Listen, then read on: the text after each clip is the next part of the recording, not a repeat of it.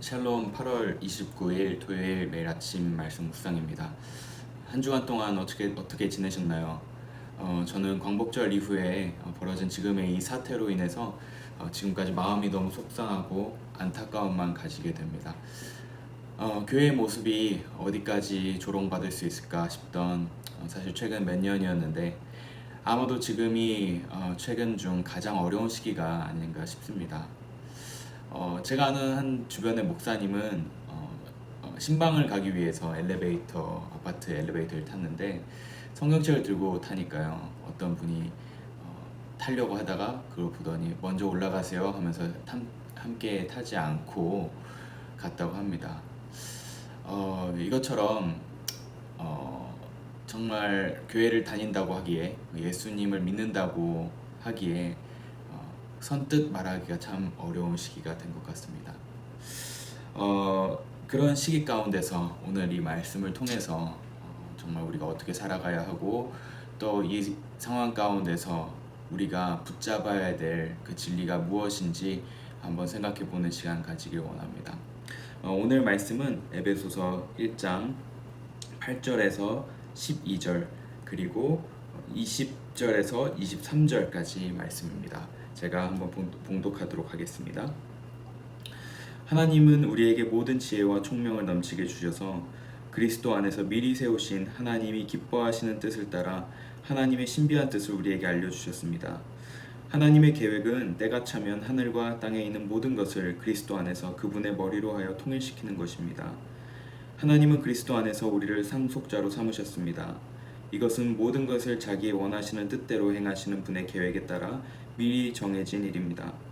그것은 그리스도께 맨 먼저 소망을 둔 우리로 하여금 하나님의 영광을 찬미하는 사람이 되게 하시려는 것이었습니다. 20절입니다.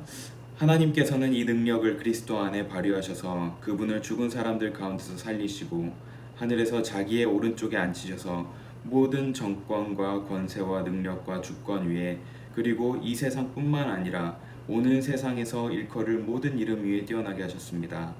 하나님께서는 만물을 그리스도의 발 아래 굴복시키시고 그분을 만물 위에 교회의 머리로 삼으셨습니다. 교회는 그리스도의 몸이요 만물 안에서 만물을 충만케 하시는 분의 충만함입니다. 아멘. 저는 요즘 최근 이 시기를 통해서 사실은 한 몇 주간 정말 여러 이유로 분노가 마음에 가득 찬 상태로 시간을 많이 보냈습니다. 정말 그게 누가 되었든지 간에 악의적인 방법으로 서로를 대하는 모습을 보면서 참 마음을 추스리기가 쉽지 않았습니다.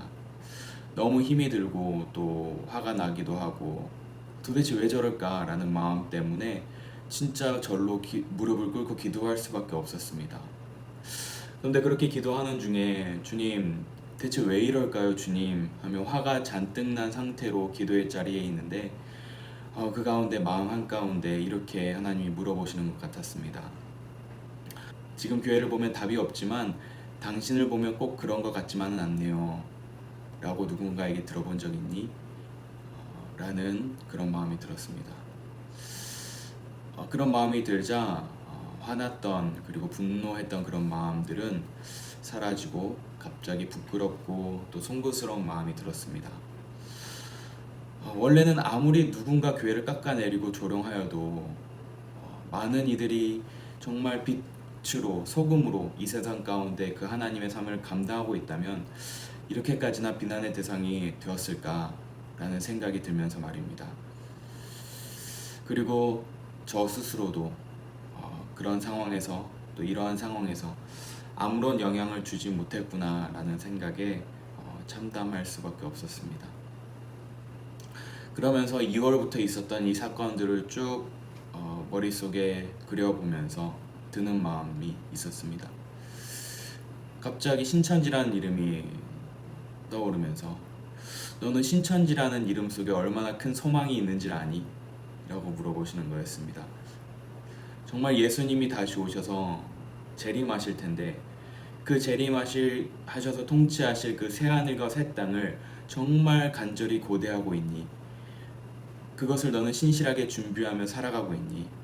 라는 마음과 함께 또 한 가지 떠오른 생각은 정말 너는 진실로 하나님 사랑과 이웃 사랑을 제1의 계명으로 삼고 또 그렇게 살아가고 있니?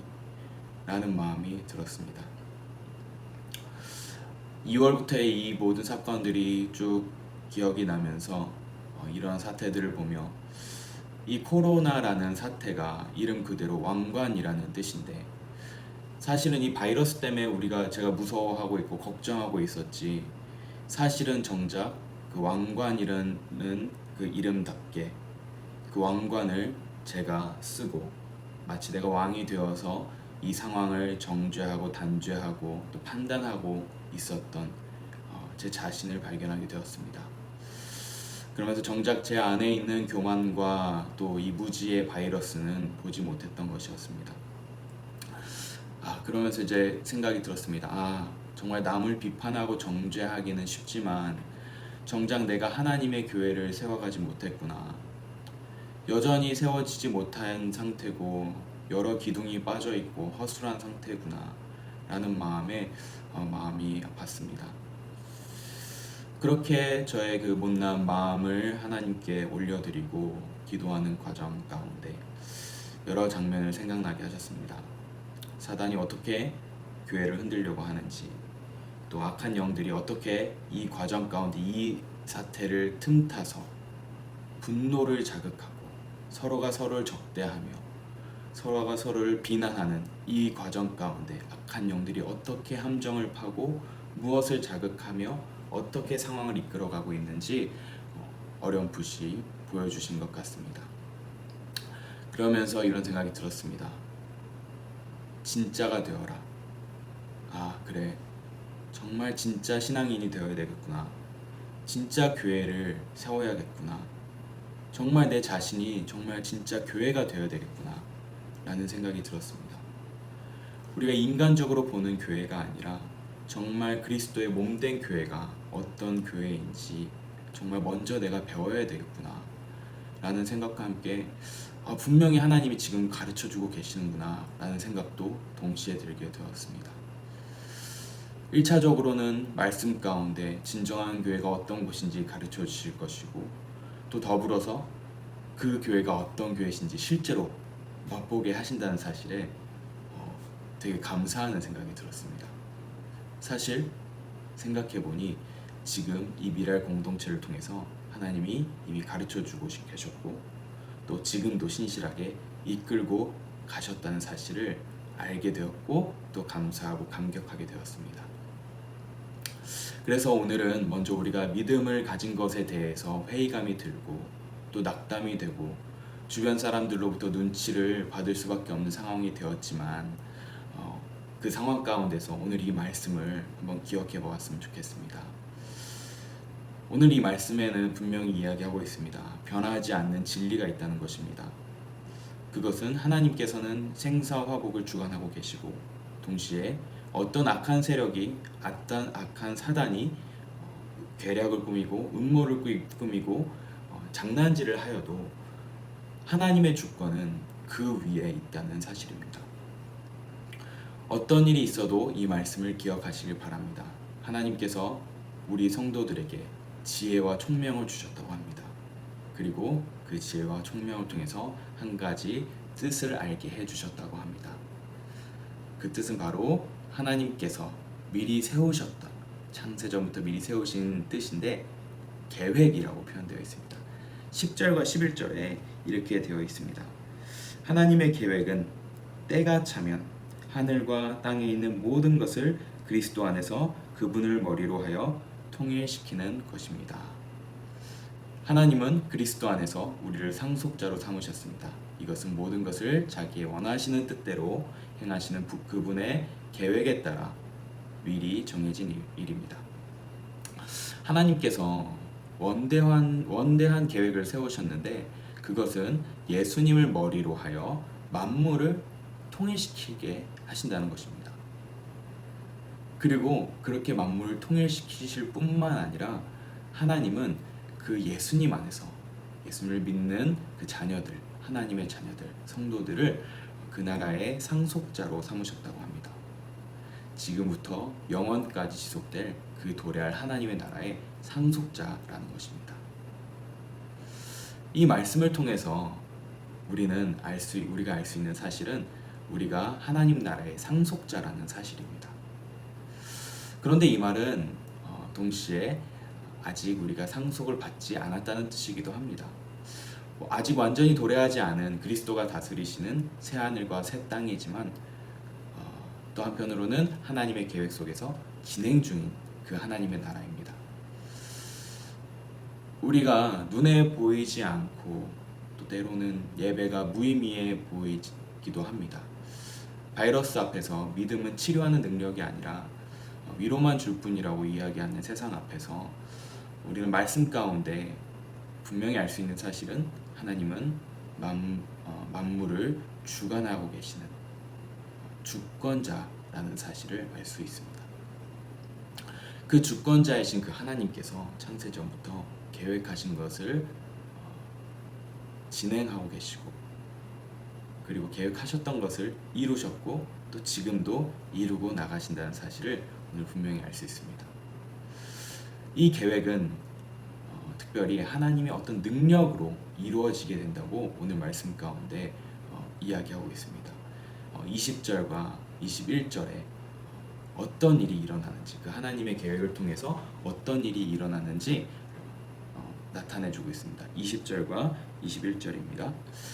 하나님께서는 이 능력을 그리스도 안에 발휘하셔서 그분을 죽은 사람들 가운데서 살리시고 하늘에서 자기의 오른쪽에 앉히셔서 모든 정권과 권세와 능력과 주권 위에 그리고 이 세상뿐만 아니라 오는 세상에서 일컬을 모든 이름 위에 뛰어나게 하셨습니다.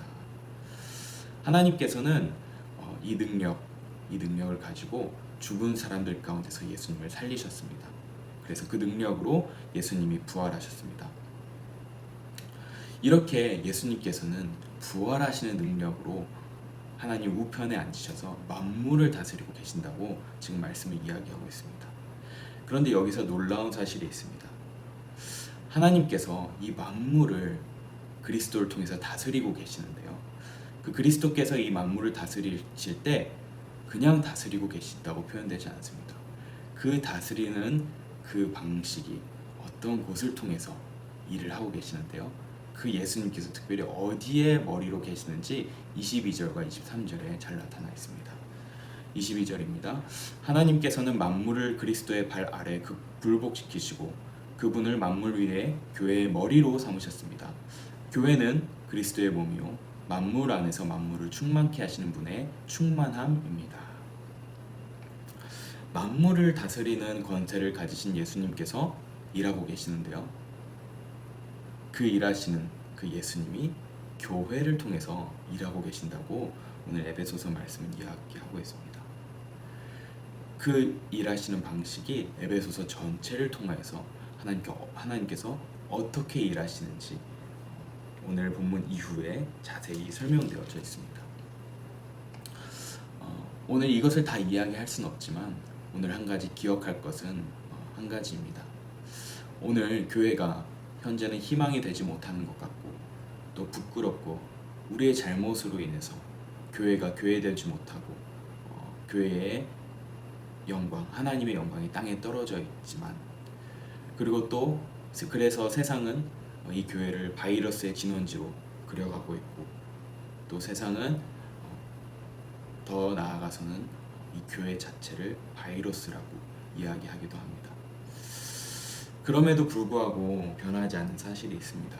그것은 이런 상황 가운데서도 하나님은 지금도 그분의 일을 진행하고 계시다는 것입니다.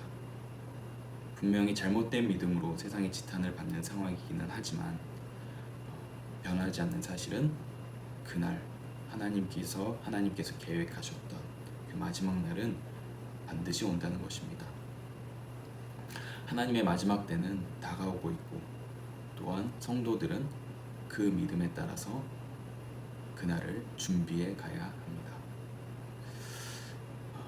오늘 본문을 통해서 그 날을 준비하는 성도들의 태도에 대해서 표현해 주고 있습니다. 왜 하나님께서는 이런 상황 가운데 그 계획을 완전히 이루지 않으시고 계획이 여전히 진행되는 과정 가운데 우리를 이 시점 가운데 살려두시고 또 이 땅에 살게 하셨을까요? 그것은 본문 12절에 그 말씀이 엑기스로 함축되어 있습니다. 제가 11절 읽겠습니다. 그것은 그리스도께 맨 먼저 소망을 둔 우리로 하여금 하나님의 영광을 찬미하는 사람이 되게 하시려는 것이었습니다. 하나님께서 우리를 이 땅에 지금 2020년 8월 29일 비록 코로나로 인해서 고통당하고 있고 불안해하고 있고 생계가 위협받고 있고 또 그 책임이 우리 교회에 지어져 있는 그런 상황이기도 하지만 그럼에도 불구하고 하나님께서 우리를 이 자리 가운데 보내신 것은 있게 하신 것은 바로 그분께 소망을 두었다고 고백하는 우리 성도들이 하나님의 영광을 찬미하도록 이 자리 가운데 두셨다는 것입니다. 이 찬미하는 것 끊어지지 않도록 그 예배가 끊어지지 않고 하나님께 영광 돌리는 것이 끊어지지 않게 하시려고 이 세상에 두셨다는 것입니다. 이 상황 가운데서 왜 예배를 그렇게까지 고집하시나요? 대체 예배가 뭐길래 그렇게 비대면 예배를 드릴지라도 온라인으로라도 예배를 드리려고 하나요? 세상은 묻고 있습니다.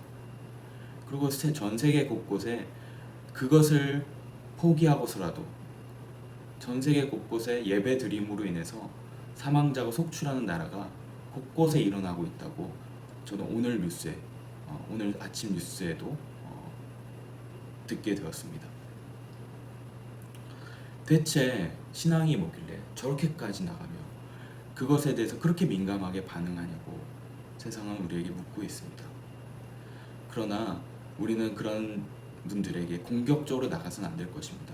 우리는 정말 사랑으로 그리고 배려하면서 불안하지 않게 그분들에게 안심을 드리면서 우리가 대처해야 할 것입니다. 그러나 그 과정 가운데서 우리가 분명히 놓치지 말아야 할 사실은 우리가 하나님의 영광을 찬미하는 것, 하나님의 영광을 노래하는 것은 하나님께서 계획하신 그때가 반드시 올 것이고 그리고 그분의 나라는 도래할 것이라는 사실 때문입니다. 오히려 우리는 그때가 된다면 지금 우리가 이 사태로 인해서 위축되고 믿음이 흔들리고 자신 있지 못했던 이런 모습들이 오히려 아쉬워할 것이고 담대하게 우리가 있는 자리에서 예배하지 못했던 것에 대해서 안타까운 생각을 하게 될 것입니다. 하나님께 영광을 찬미하는 것, 그 모습은 우리가 단순히 노래하고 찬양하는 것이 될 수도 있겠고요.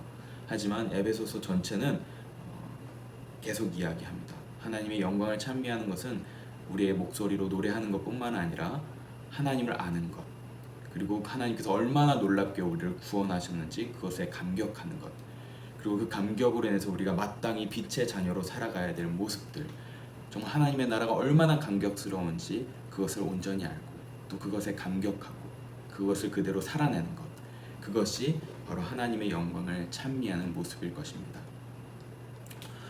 그렇게 우리가 이 위기의 가운데 정말 우리의 믿음이 흔들리지 않고 이 진정한 교회의 생명이 더욱더 풍성해지기를 소망합니다. 고난의 시기가 되면 불순물은 다 날아간다고 합니다. 모든 격가지들은 날아가고 본질만 남을 수밖에 없다고 합니다. 정금이 나오려면 풀무불에 들어가야 한다고 합니다.